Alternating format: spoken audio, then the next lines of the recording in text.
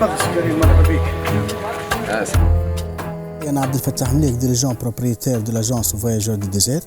L'agence Voyageurs du désert est un réceptif sur la région de Tozeur qui assure des départs de la capitale Tunis, Sousse et Djerba. Sinon, on est installé à Tozeur. Bien sûr, on assure le départ de Tozeur.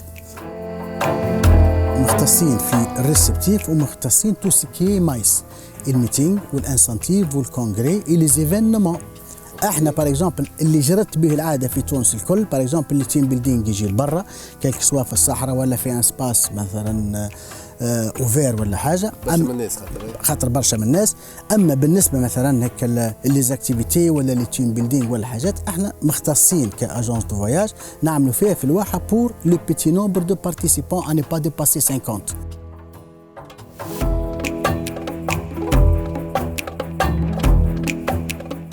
تعلمت كيفاش نبيع معناها الطريق سفريته. وانا قبل بار اكزومبل بياع ما بياع نتاع سوق خلينا نكونوا واضحين. اليوم معناها فوالا عندك ان ميتال وسقلتها تو سامبلومون خاطر حتى الخبره اللي كانت عندي لا يستهان بها. اما معناها تام استقلتها برشا وحطيتها اون فالور. معناها ما نعرفش انا عندك حجره تاع بيجو ولا عندك حاجه سيفري هي حجره ثم واحد يلعب بها وثم واحد يسقلها فهمتي ولا تولي تتباع في السوق بكل كذا. احنا تامس سقلتك الحجره هذيك وبسم الله ما شاء الله.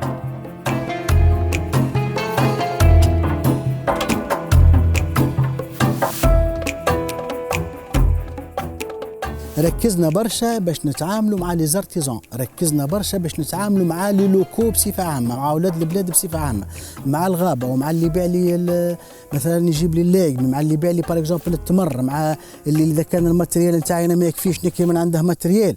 انا نخدم ديريكت مع لي زارتيزون.